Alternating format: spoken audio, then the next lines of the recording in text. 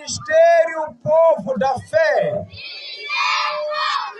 Deus abençoe a todos os irmãos do Ministério Povo da Fé. Deus abençoe Pastor Giovanni e a todos os irmãos. Em nome de Jesus. Muito obrigado pelo lanche. Que Deus abençoe. Em nome de Jesus. Aleluia.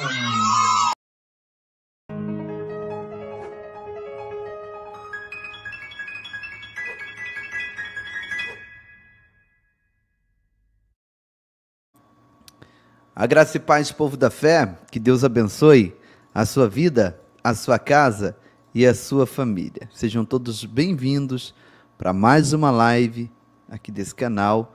E eu vou pedir para vocês não reparar, não, minha cara de cansado.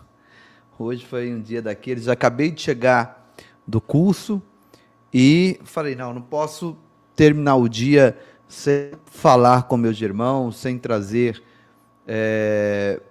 algum conteúdo que vai agregar na vida dos meus irmãos, né? E cá estou eu para fazer aquilo que o Senhor Deus coloca no meu coração, tá? E hoje eu vou falar de um assunto muito especial. Deus abençoe a missionária Iraci, a irmã Carmen Maia, que já está conosco, a irmã Sandra, a irmã Joana Batista, o Flávio José, muita gente boa chegando. Você que está chegando agora, é muito importante que você deixe o teu like, que você compartilhe essa live. Nós estamos debaixo de censura nessa plataforma, mas juntos nós somos mais fortes. Amém?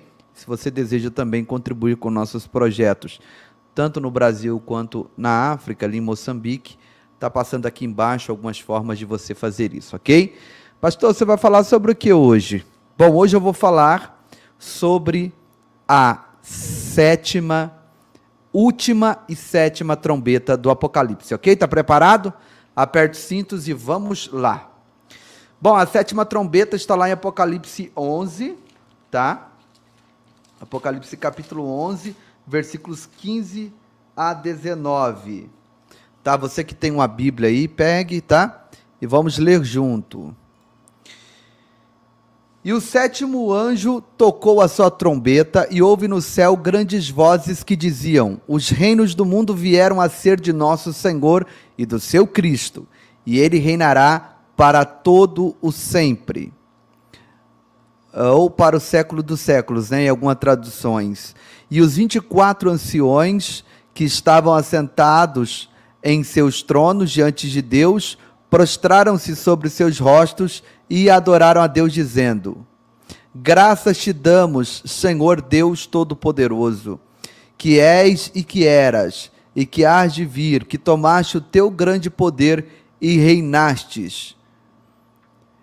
E iraram-se as nações, e veio a tua ira, e o tempo dos mortos, para que sejam julgados, e o tempo de dares o galardão aos profetas, teus servos, e aos santos, e aos que temem o teu nome, a pequenos e a grandes, e o tempo de destruíres os que destroem a terra. E abriu-se no céu o templo de Deus, e a arca da sua aliança foi vista no seu templo, e houve relâmpagos e vozes e trovões, e terremotos e grande saraiva. Gente, que leitura terrível e linda ao mesmo tempo, não é verdade? Apocalipse 11. Tem muita coisa para me falar aqui hoje.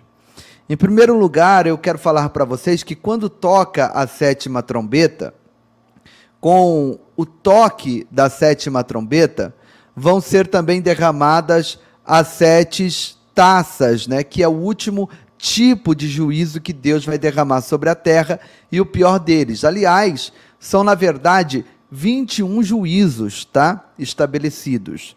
7 selos 7 trombetas e 7 taças.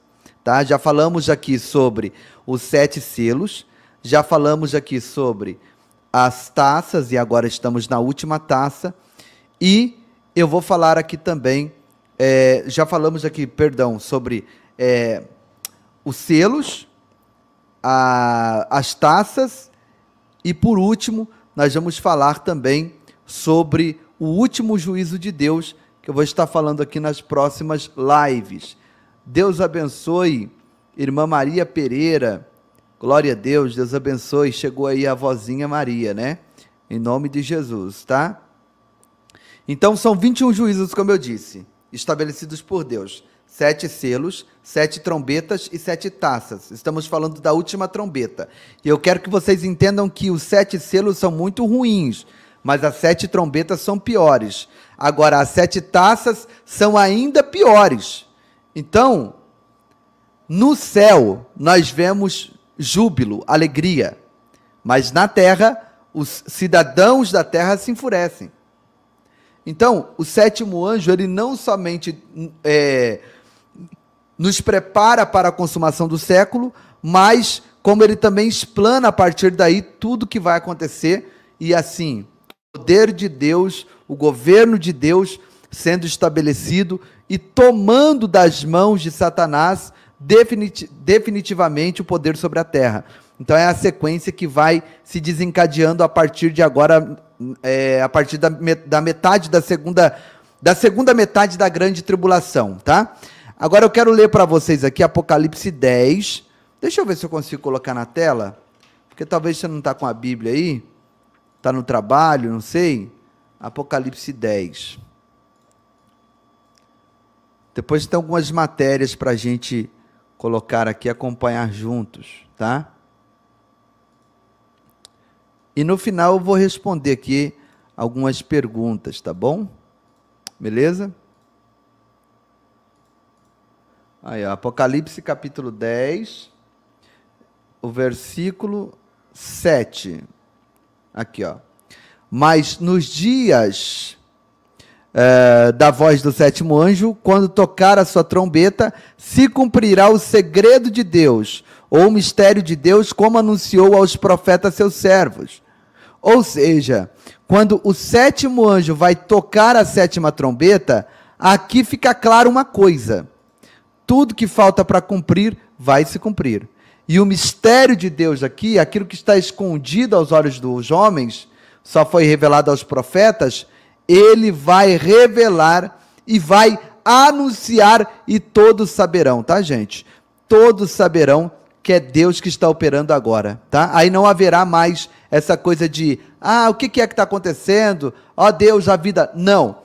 É a ira do Cordeiro. Todos saberão que a ira daquele que está sentado sobre o trono, todos saberão. Mas é importante notar também que quando toca a 7ª trombeta, o templo de Deus foi aberto no céu. E foi visto no templo a Arca da Aliança. Vamos ler aqui Apocalipse 11, 19. Abriu-se então o templo de Deus que se acha no céu, e a arca da sua aliança foi vista no seu templo. E houve relâmpagos, e vozes, e trovões, e terremotos, e grande saraiva na terra. Mas, pastor, a arca está no céu?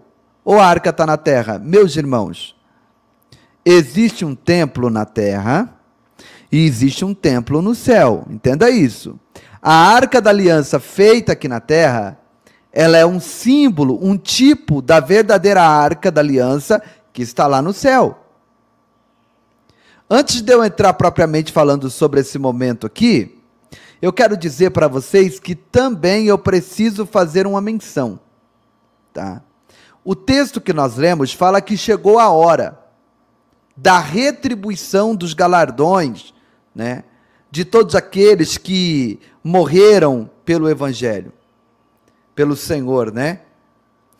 Todos aqueles que não se prostraram diante da besta, mas adoraram ao Senhor, chegou a hora de que estes que temem o seu nome, os pequenos e os grandes, eles estão lá então para receber, gente, os seus galardões, ok? Então, nós sabemos que o tribunal de Cristo, ele acontece Depois eu leio os comentários e respondo vocês, tá? Então, o tribunal de Cristo, como eu falei aqui na segunda aula do nosso curso, ele acontece quando a igreja for arrebatada, né? Ali, então, dar-se-á na terra início ao período da tribulação e grande tribulação, que eu já expliquei aqui, que a grande tribulação ela é subdividida em 2 períodos, que são os 3 primeiros anos e meio, e a segunda metade, que são 3 anos e meio, que dão 7 anos. Os primeiros 3 anos e meio é chamado de tribulação, já a segunda parte, a grande tribulação.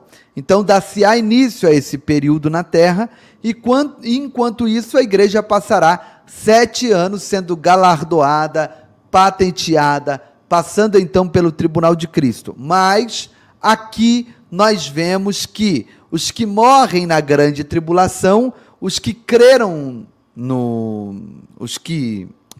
no Senhor, né?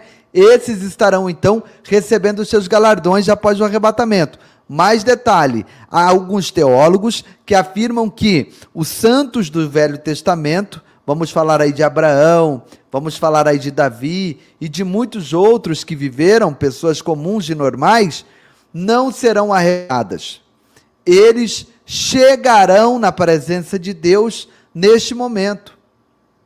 Eles diferenciam aqueles que são da igreja, que creram em Jesus, que confessaram Jesus como seu Senhor e Salvador, daqueles que esperavam o Messias que viria, mas nunca entenderam que Jesus era o Messias e, portanto, eles não fazem parte da igreja, tá?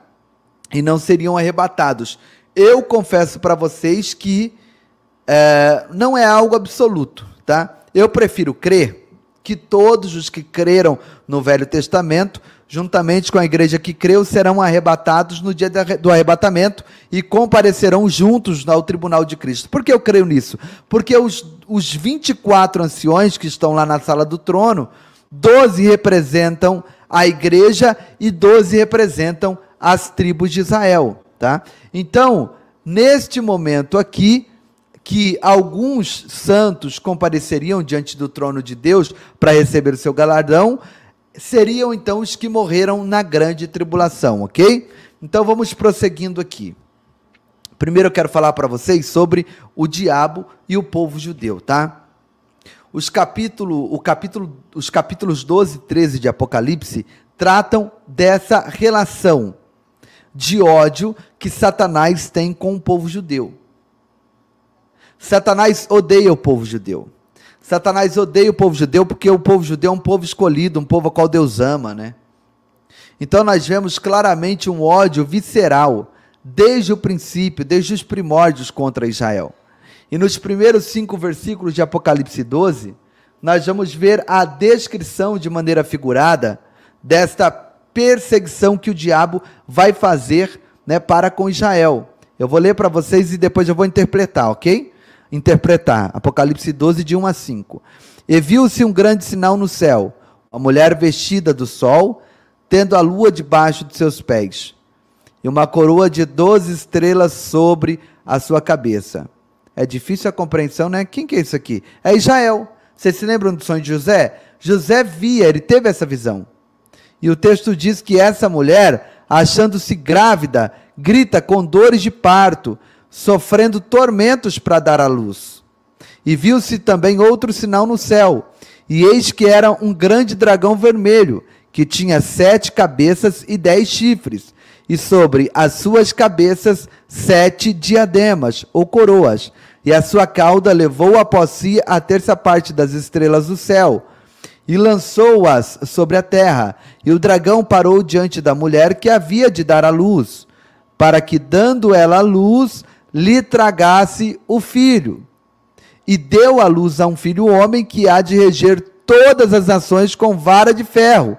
E o seu filho foi arrebatado para Deus e para o seu trono. De novo eu preciso explicar um negócio aqui para vocês, que mais uma vez os midi-tribulacionistas fazem uma confusão danada e afirmam que aqui quem vai ser a mulher é a igreja, e que o filho também é a igreja, né, que vai ser arrebatado, ou seja, ela recebe a perseguição e depois é arrebatada, ou seja, seriam arrebatados no meio da tribulação, né? Esses são os mídias tribulacionistas. Mas isso é uma interpretação completamente errada. Por quê? Porque uma mulher vestida do sol com a lua debaixo dos pés é a figura de Israel, tá? No Velho Testamento, nós vemos isso claramente no sonho que José teve, tá? Essa mulher que está para dar à luz e tem dores de parto, viu-se outro sinal no céu e um dragão vermelho grande que tinha 7 cabeças e 10 chifres e sobre suas cabeças 7 diademas. Isso aqui é o diabo, não tenha dúvida. Depois eu vou explicar para vocês cada um desses símbolos aqui, ok? Mas o texto continua dizendo: e a sua cauda leva após si a terça parte das estrelas do céu, que são os demônios que se rebelaram. Aqui João está olhando para o passado. O ódio visceral que Satanás tem pelo povo judeu. Tá? Só que aqui nesse momento ele vê o dragão caindo e arrastando 1/3 dos anjos, né, caídos para a terra. E o dragão parou diante da mulher que havia de dar à luz, a fim de lhe devorar o fim quando nascesse. Lembre-se disso aqui.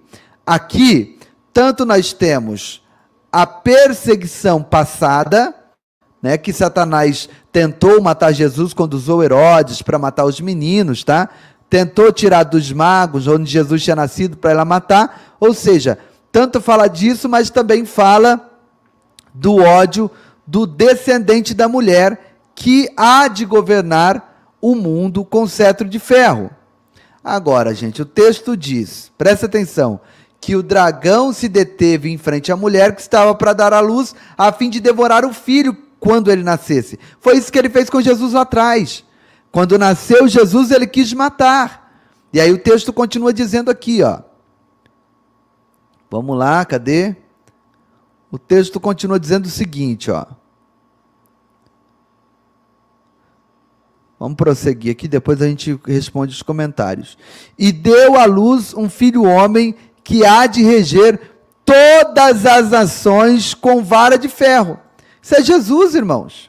Isso aqui é Jesus.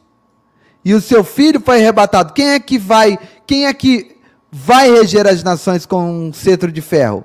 Não é a igreja. Não é isso? E o seu filho foi arrebatado para Deus até o seu trono. Jesus subiu em ascensão. Um dia, lá no Monte das Oliveiras, né, e foi se assentar à destra de Deus. É exatamente o que está acontecendo. O que João está descrevendo. Então, quem são esses 3 personagens? A mulher é Israel, tá? É importante você também perceber que a igreja não gerou Jesus, tá? Os que afirmam que a mulher é a igreja, a mulher gerou o filho que vai reger com cetro de ferro todas as nações. Não, a mulher não gerou Jesus. Aí eles dizem, mas o filho também não é Jesus. O filho é a igreja. Para com isso, que confusão, que salada mista que é essa? Então a mulher é a igreja e gerou um filho que é a igreja? Não faz sentido algum, gente. O dragão é Satanás, a mulher é Israel. E o filho que há de reger o mundo com cetro de ferro é Jesus. Quem gerou Jesus? Foi Israel. O texto aqui em Apocalipse 12 está anunciando que o dragão, quando ele cai e arrasta 1/3 de demônios no céu, a partir desse momento ele não terá acesso ao céu nunca mais. Para acusar os irmãos, o ódio dele se volta contra a mulher, que é Israel. Então, a segunda metade da tribulação, os 3 anos e meio finais, lembrem-se disso aqui que eu estou falando. O que vai acontecer, pastor Giovanni? O anticristo vai entrar dentro do Santo dos Santos e vai dizer, gente, estão dizendo por aí que eu sou Cristo, que eu sou Deus, e quer saber? É verdade, eu sou mesmo, tá? Aí nessa hora, o povo judeu nunca viu o Messias como Deus. Para o povo judeu, a figura do Messias é um grande libertador, um rei, um homem que vai ser ungido por Deus para estabelecer a paz no mundo. Mas eles não têm noção que o Messias é também o Deus Filho.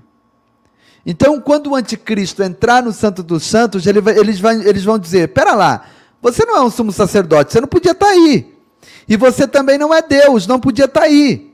E aí, quando eles vão se levantar contra isso, é nessa hora que o anticristo fica cheio de ódio e aí vai mostrar suas garras e vai para cima de Israel, que durante 3 anos e meio vai ser perseguida a nação como nunca houve perseguição na história da humanidade. Tá? Então, uma mulher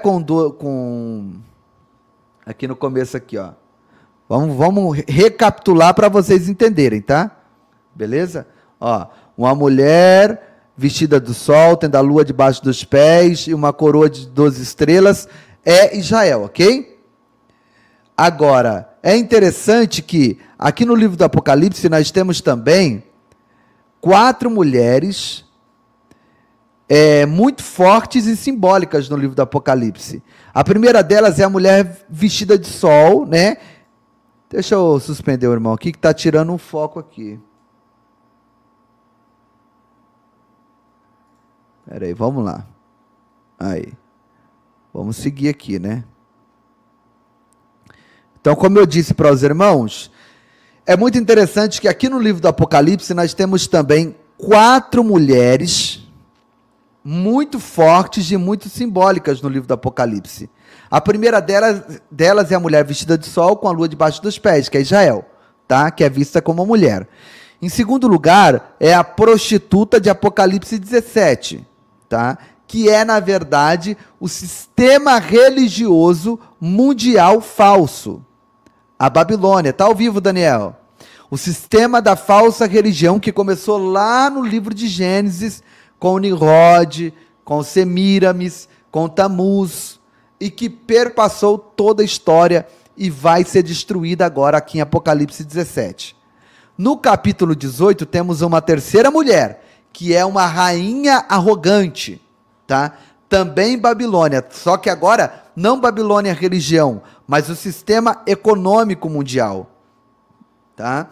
O sistema de uma moeda única, o sistema de uma moeda eletrônica, o sistema de 10 nações confederadas para governar o mundo, o sistema que tem como seu líder supremo o anticristo, é vista como uma mulher arrogante e ela vai ser destruída também.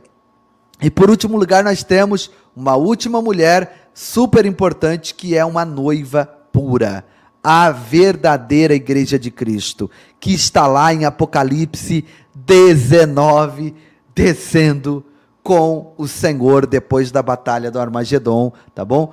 Isso é muito forte, né? Então, são alguns detalhes que eu preciso falar aqui, tá? Então, Apocalipse 12 apresenta essas 4 mulheres, que é Israel, Apocalipse 17, que é a prostituta, que é o sistema religioso mundial falso, Apocalipse 18, que é o sistema econômico mundial, e Apocalipse 19, que é a igreja de Cristo, ok? Vale também a gente mencionar aqui, ressaltar, os vários nomes dados pelo diabo aqui em Apocalipse 12, versos 3 a 5, depois verso 9. No versículo 9 diz assim, ó, e foi expulso o grande dragão, a antiga serpente, que se chama Diabo e Satanás, e o sedutor de todo mundo. Sim, foi atirado para a terra, e com ele os seus anjos. Bom, vamos analisar primeiro esse nome aqui, o grande dragão vermelho. Ele é grande por causa do seu vasto poder, tá? Lá em Mateus capítulo 4, versículos 8 e 9, Satanás leva Jesus e mostra os reinos do mundo e fala, olha, eu vou te dar tudo isso aqui se você prostrado me adorardes. Ele não poderia oferecer para Jesus se ele não dominasse. Então, quem domina os reis da terra é o diabo. Agora, para que alguém não esteja debaixo desse domínio, tem que invocar a Deus. Por isso que nós temos que orar, inclusive, para que a nossa nação tenha líderes que temam a Deus. Porque se não temerem a Deus, quem os dominará, vocês já sabem, né? Ele é vermelho por causa do assassinato. João capítulo 8, versículo 44, diz que ele foi o primeiro assassino. E ele é dragão por causa da sua velocidade. Dá uma conferida lá em 2 Coríntios, capítulo 6, versículo 15, ok? Nas Escrituras, cada símbolo que se dá, traz as características, os adjetivos daquele símbolo para a pessoa que está sendo chamada por esse nome, né? Então, Satanás, ele é visto como um grande dragão. Por quê? Porque ele tem um poder muito grande, porque ele é o primeiro assassino e por causa da sua velocidade com que ele se levantará contra Israel. Segundo lugar, ele é chamado de antiga serpente, tá? Serpente na Bíblia é sempre símbolo de engano, não é verdade? A serpente que veio com aquela vozinha mansa, enganou a Eva. Por quê? Porque uma serpente, gente, ela é letal, ela é venenosa, ela mata, mas ela também não é poderosa para atacar abertamente. Então, toda serpente ela ataca por emboscada, sutilmente, sorrateiramente, né?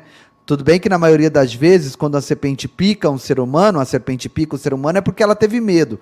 Pisou perto dela, ela vai e pica.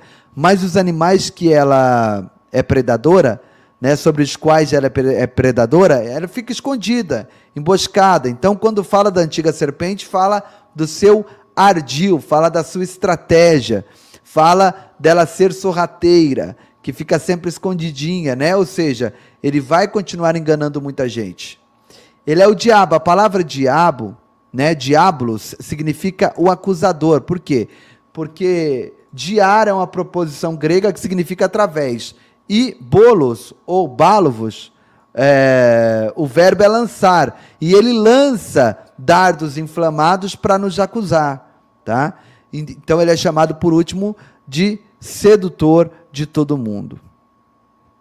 Sedutor é aquele indivíduo que vem com a fala bonita, com um discurso elegante, né?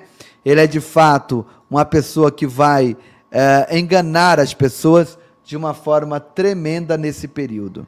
Agora, tudo isso que ele não será nada diante do menino que um dia há de reinar com cetro de ferro, que é Cristo, tá? E quando Cristo for reinar, ele vai pegar o diabo pelo cangote, vai jogar no abismo e vai dizer, fica quietinho aí por 1000 anos. Só vai sair daí quando eu te soltar. Glória a Deus. O nosso Jesus é Senhor, é Rei, é poderoso, é vencedor. É o Rei dos reis e Senhor dos senhores. É o vencedor. Nunca perdeu uma batalha, nunca. E ele vencerá. Sabe porque eu não tenho medo do livro do Apocalipse? Porque Jesus vence no livro do Apocalipse. E todos nós que somos seus servos, vencemos também. Então não temos que ter medo do livro do Apocalipse. Temos que lê-lo, ser abençoado por ele, porque é uma promessa de bênção para quem lê esse livro, para entendermos o seu ensinamento e compartilharmos com as pessoas. Porque, gente, ontem mesmo eu estava fazendo uma live e uma pessoa comentou que pregou para um amigo no trabalho e o amigo não se converteu e mandou um vídeo.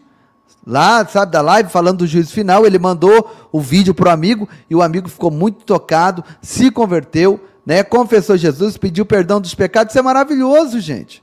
Então, tome posse e aprenda e pregue, e ensine. Pode compartilhar essa live, pode ir para a internet fazer vídeo, eu não importo. Eu quero que vocês façam, eu quero que vocês usem desse conteúdo que eu estou compartilhando para levar a mensagem do Senhor, ok?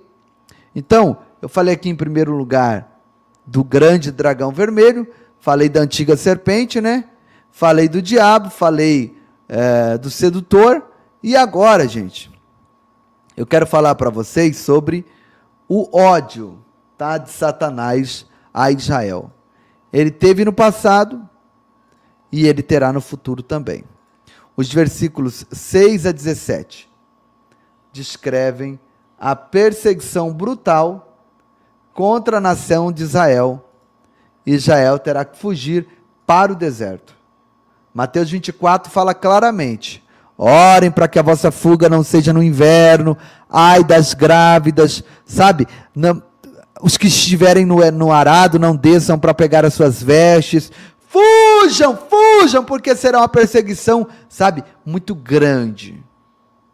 Agora olha o que os versos 6 a 17 de Apocalipse 12 dizem. Mas antes, deixa o like? Deixa o like, irmãos? Eu estou aqui quebrado, mas cansado mesmo. Mas estou aqui. Estou aqui por Deus, estou aqui por vocês e para vocês. Me ajuda deixando o like aí.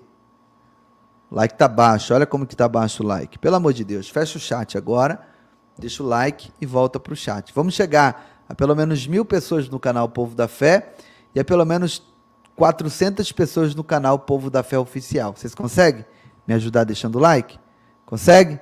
Então vamos lá.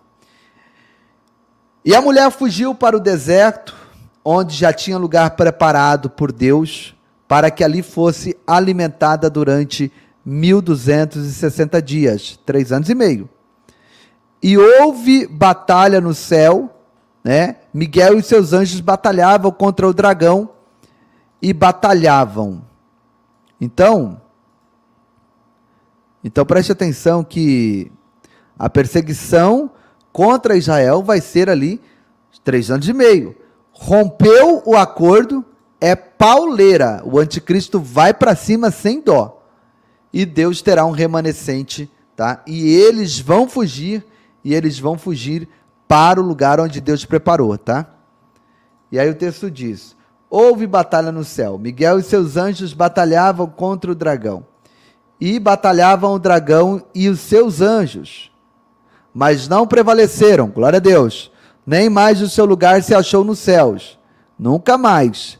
E foi precipitado o grande dragão e antiga serpente, chamada o diabo, Satanás. O Satanás, gente, aqui ó, é o adversário, tá? É o Ha-Satã, significa o adversário, tá? Que engana todo mundo. Sim, foi atirado para a terra, e os seus anjos foram lançados com ele. Então ouvi grande voz no céu que dizia: agora é chegada a salvação, e a força, e o reino do nosso Deus, e o poder do seu Cristo, porque já o acusador de nossos irmãos é derrubado, o qual diante do nosso Deus os acusava de dia e de noite. Vejam, até esse momento, a gente fica sabendo que o diabo de dia e de noite está acusando alguém na presença de Deus. Entende? Deixa eu voltar aqui. Espera aí que saiu aqui. É aqui mesmo, ó. Tá na tela já para vocês, já nem vi que estava na tela. Olha, veja aqui, ó. Até esse momento a gente fica sabendo que o diabo de dia e de noite está acusando alguém na presença de Deus. Mas a partir desse momento ele não poderá mais estar lá. Eles, pois, os venceram pelo sangue do Cordeiro e pela palavra do seu testemunho, e não amaram as suas vidas até a morte. Por isso, alegrai-vos, ó céus, e vós que neles habitais, ai dos que habitam na terra e no mar, porque o diabo desceu a vós, e tem grande ira, sabendo que já tem pouco tempo. Meus irmãos do céu, olha o que eu amo aqui nesse texto. Esses irmãos que serão perseguidos, que serão mortos pelo diabo, eles não serão derrotados por ele. Eles o venceram pelo sangue do Cordeiro que nos purifica de todo pecado e pela palavra do seu testemunho. Então eu quero dizer hoje para você, meu irmão, Satanás, ele se levanta contra nós todos os dias, de diversas formas, com tentações, acusações, com enganos. Como que a gente pode vencer o diabo? Nós não podemos vencer na força da nossa carne, não. Nós vencemos primeiro pelo sangue de Jesus. Quando ele vier te acusar, você diz: eu estou coberto pelo sangue de Jesus. Mas eles também os venceram pela palavra do seu testemunho. E a vitória deles, alguns conseguiram sobreviver a essa perseguição, mas muitos não sobreviverão. Porém, venceram, porque foram até o fim, confessando: Yeshua, Hamashia, Jesus é o Messias. E o texto continua dizendo: quando, pois, o dragão viu que fora lançada na terra, perseguiu a mulher que dera luz ao filho homem, e foram dadas à mulher 2 asas de grande águia, para que voasse para o deserto, ao seu lugar, onde é sustentada por um tempo, e tempos, e metade de um tempo. Aqui tempo significa 2 tempos, né? Tempos, 2 tempos, e tempo é um tempo. Tá importante fazer aqui uma explicação. Por que eu estou falando aqui? É porque no hebraico você tem um plural, tá? Tanto para muitos, como você tem um plural para 2. Então aqui é óbvio que o texto está escrito em grego, mas originalmente foi falado e transmitido para João em hebraico. Então, por isso que a tradução é tempo, tempos, que seriam 2 tempos, e metade de um tempo, ou seja, 3 anos e meio, tá? Aqui 3 anos e aqui meio ano. Então aqui a gente vê claramente que Deus haverá de proteger Israel. Alguns teólogos, alguns estudiosos da escatologia afirmam que o deserto onde Israel estará fugindo é ali na região de Petra, na Jordânia, né? Por quê? Porque ali há muitos quênios, né? Muitas cavernas, né? Em que o povo poderá se esconder do anticristo, né? Aí o texto diz o seguinte: então a serpente arrojou da sua boca atrás da mulher água como um rio, para que pela correnteza a fizesse a arrebatar. E é interessante também porque naquela região de Petra, onde outrora habitara os nabateus, quando chovia, gente, descia águas correntes ali, muito fortes ali. Então pode ser que de fato seja ali, né? E o anticristo, a gente sabe que o diabo, com os demônios, tem poder para mexer com a natureza, para fazer chover, pode ser que haja uma tempestade e venha de fato um rio de água para inundar a mulher, ou seja, os sobreviventes, aqueles que estão se escondendo ali. Mas o texto diz: e a terra ajudou a mulher, e a terra abriu a sua boca e tragou o rio que o dragão lançara da sua boca. E o dragão irou-se contra a mulher e foi fazer guerra ao remanescente da sua semente, os que guardam os mandamentos de Deus e têm o testemunho de Jesus Cristo. E se pôs em pé sobre a areia do mar. Gente, olha isso aqui. Aqui nós teremos a segunda metade da tribulação e o cenário mais terrível de antissemitismo que toda a história já experimentou. Tá? Vamos orar pelo povo de Israel, porque eles têm sido perseguidos há milênios. Este será o último tempo, né? O derradeiro de perseguição. Mas Deus salvará o seu remanescente. Os versos 15 a 17 deixa claro isso. Que nem este rio vai poder fazer com que eles sejam afogados, porque Deus vai fazer com que a terra seja aberta. Pode ser um terremoto, né? E o rio e as águas cairão lá e as pessoas sobreviverão. Interessante, né? Agora, meus irmãos, eu quero em segundo lugar falar aqui sobre a descrição do dragão. A Bíblia diz que ele tem 7 cabeças e tem 10 chifres. Tá? Isso é emblemático, tá? A gente tem que entender isso. Eu creio que cada chifre é um poder diferente. Nós sabemos, pelo próprio livro do Apocalipse, que haverá uma confederação de 10 nações, que darão poder ao anticristo, tá? Serão 10 nações que vão se juntar, e quando houver o arrebatamento, vai haver muito caos, né? Imagina, gente, milhões ou 1 bilhão de pessoas talvez desapareçam de uma hora para outra. Já imaginaram o caos que vai acontecer aqui nesse planeta? As mortes, os desastres, né? As pessoas que vão desaparecer, os entes queridos, o mundo vai estar em pavorosa. Essa é a hora, essa será a hora em que certamente o anticristo vai se juntar com esses 10 líderes, essa confederação de 10 líderes, e ele vai dividir o mundo em 10 regimes, e ele vai governar o mundo, né, e vai estabelecer uma economia única, uma moeda única, digital, uma religião única, uma adoração ao único Deus, que é ele, né? E obviamente isso tem a ver com os 10 chifres, tá? E as 7 cabeças, pastor, o que seria isso? Na minha opinião, as 7 cabeças são os 7 impérios que se levantaram especificamente contra Israel, tá? Eu vou mostrar para você como esses 7 impérios, eles existem hoje, tá? Vamos lá?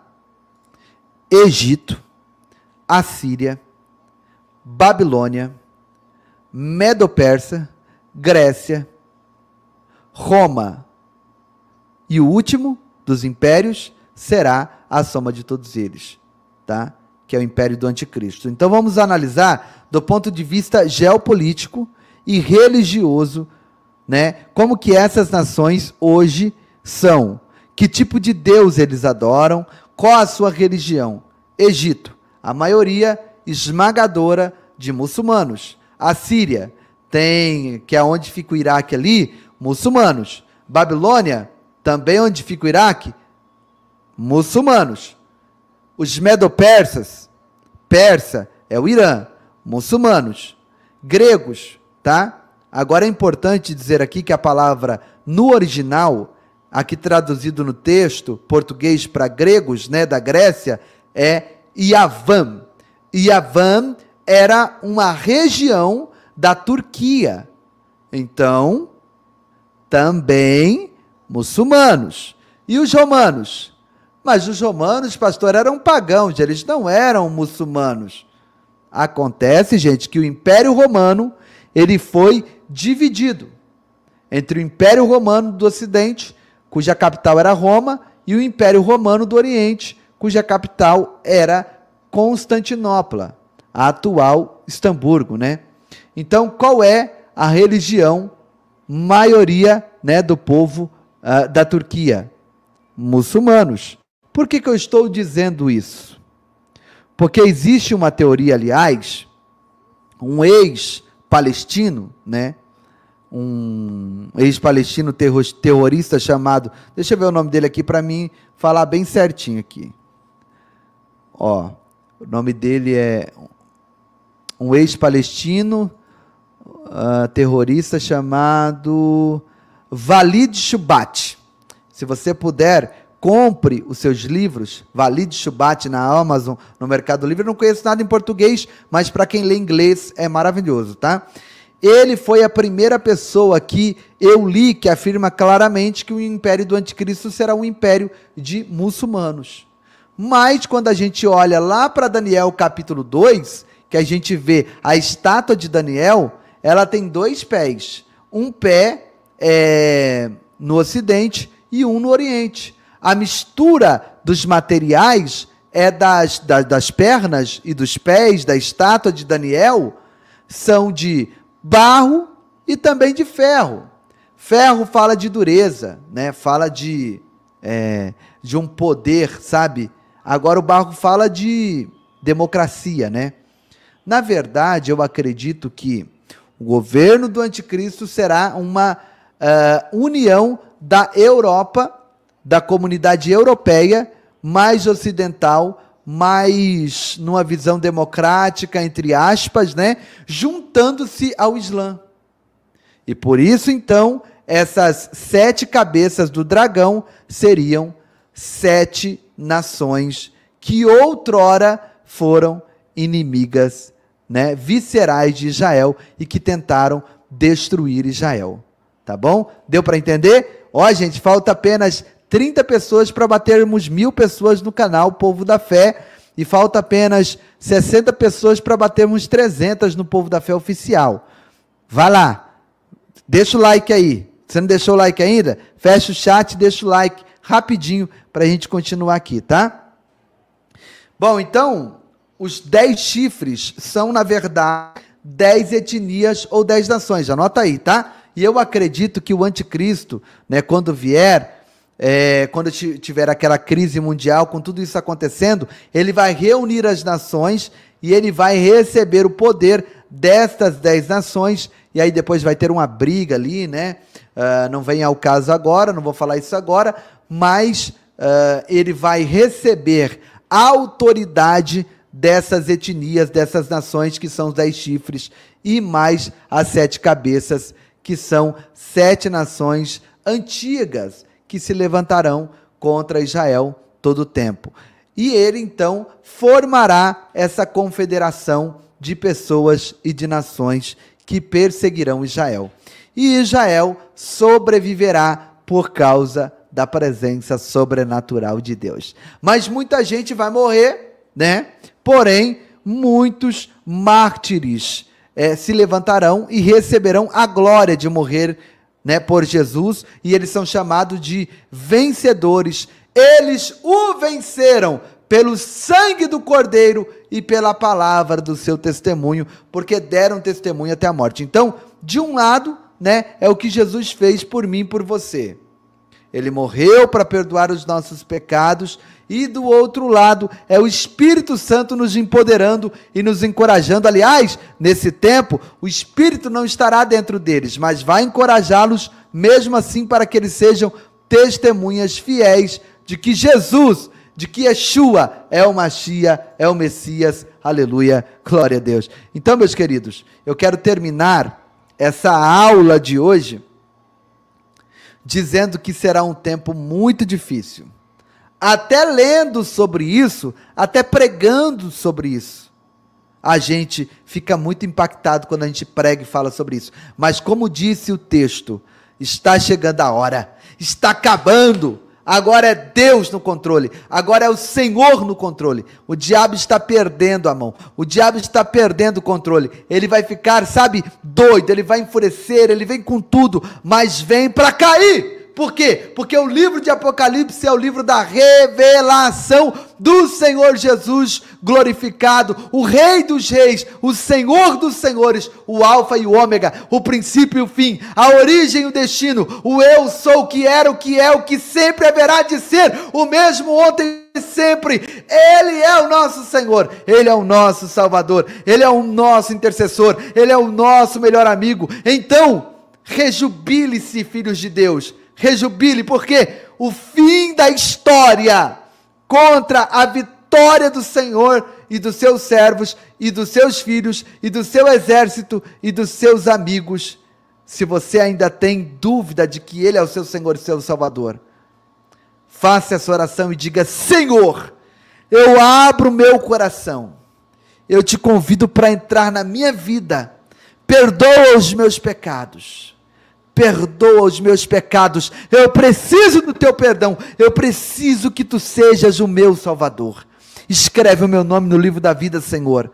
Ajuda-me, Senhor, a te louvar, ajuda-me, Senhor, a testemunhar, a não ter vergonha de falar de ti, a compartilhar, Senhor, para que muitos possam ser salvos antes do grande dia, antes do arrebatamento.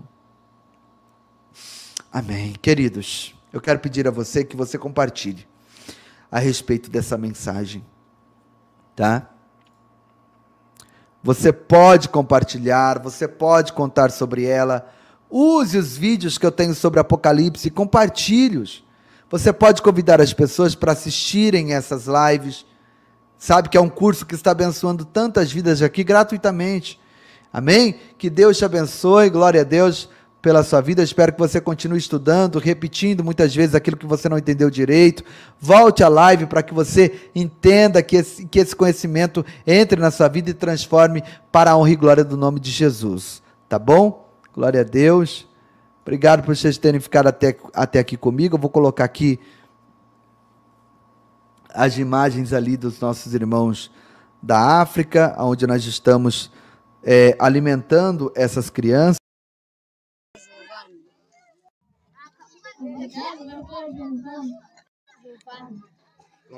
Obrigado, pastor Giovanni.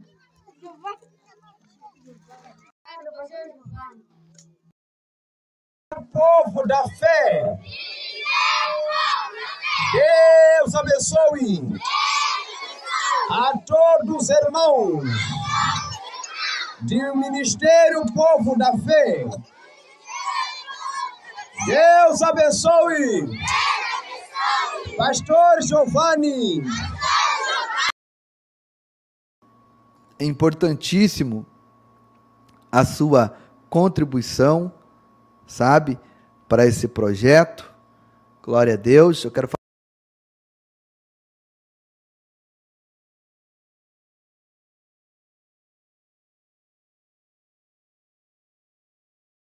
falar um pouquinho sobre ele. É claro que agora vai sair um bocado de gente, porque quando se fala de ajudar, quando se fala de abrir as mãos, né, para fazer o bem para o próximo, As pessoas começam a sair, né? Infelizmente, né? Mas em nome de Jesus Cristo, eu quero fazer esse pedido. Não saia daqui sem se inscrever nesse canal, me ajude aqui a bater, sei lá, 17.500 inscritos, tá? E falando de fazer o de Cristo, fazer a obra de Cristo, quando a gente fala de fazer, de Deus fazer alguma coisa para nós, a gente para e fica ouvindo, né? Ah, Deus vai te dar um carro, uma casa, Deus vai abrir a porta, Deus vai te fazer próspero, aí a gente para ouvir. Mas quando Deus vai falar alguma coisa que Ele requer de mim, de você, aí a gente já não tem mais tempo, aí a live perde a graça, né?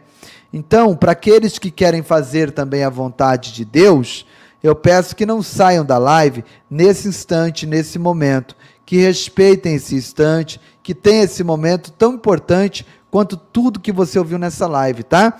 A palavra de Deus diz que eu vou servir a Deus, né, sendo o alimento no prato do faminto, sendo a vestimenta do órfão, sendo o socorro da viúva. Eu e você, como cristão, temos o dever de ajudar o nosso próximo. Não é só orar, não, tá? Para com esse negócio de só orar. Isso aí é questão de farisaísmo, tá? O irmão está lá com a despensa vazia, não tem o que preparar para as crianças, para os seus filhos, aí eu digo para ele, fica tranquilo, irmão, vou orar, tá? O irmão está com a luz cortada porque está desempregado, padecendo necessidade, e eu digo para ele, irmão, fica tranquilo, eu vou orar e Deus vai fazer a CPFL, no caso aqui de Ribeirão Preto, a CPFL vai aí, vai religar a tua energia.